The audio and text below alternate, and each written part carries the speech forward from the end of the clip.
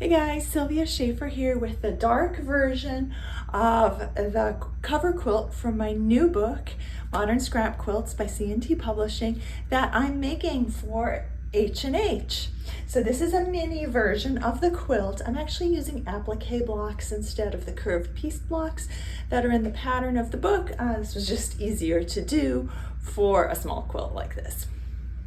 So I'm really happy with the way this gradient turned out, but when you're working with a gradient like this that uses a lot of different fabrics, it's usually a good idea to have some extra blocks.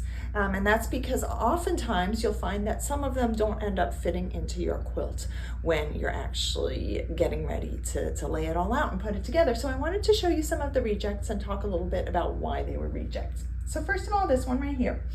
This is a really lovely shot cotton, so it's teal and orange on the warp and weft, so two different colors on the warp and weft.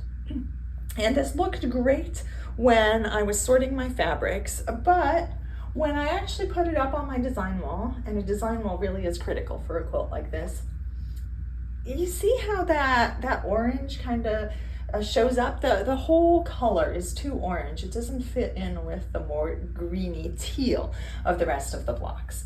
So I ended up rejecting that one.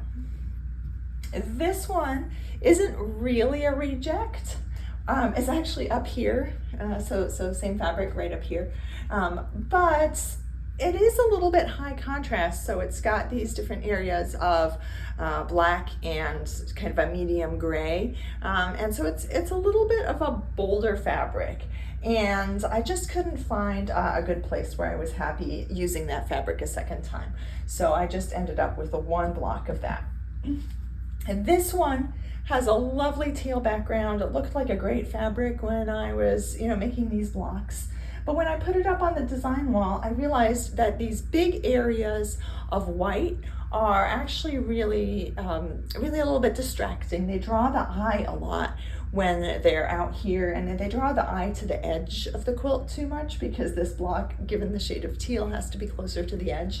And so I ended up rejecting these blocks.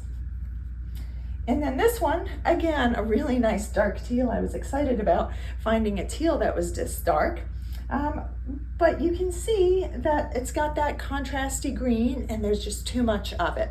It's totally fine to have some pops of contrasting color in your quilt.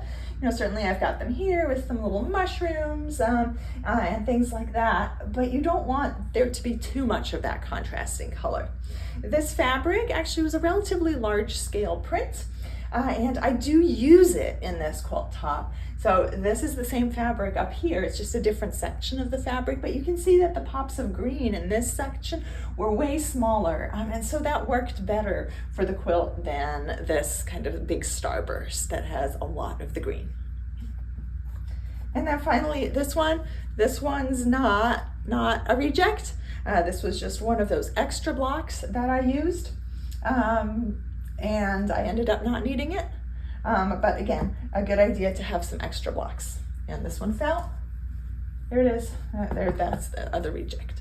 So I hope that helps a little bit with kind of thinking about how to do these gradients.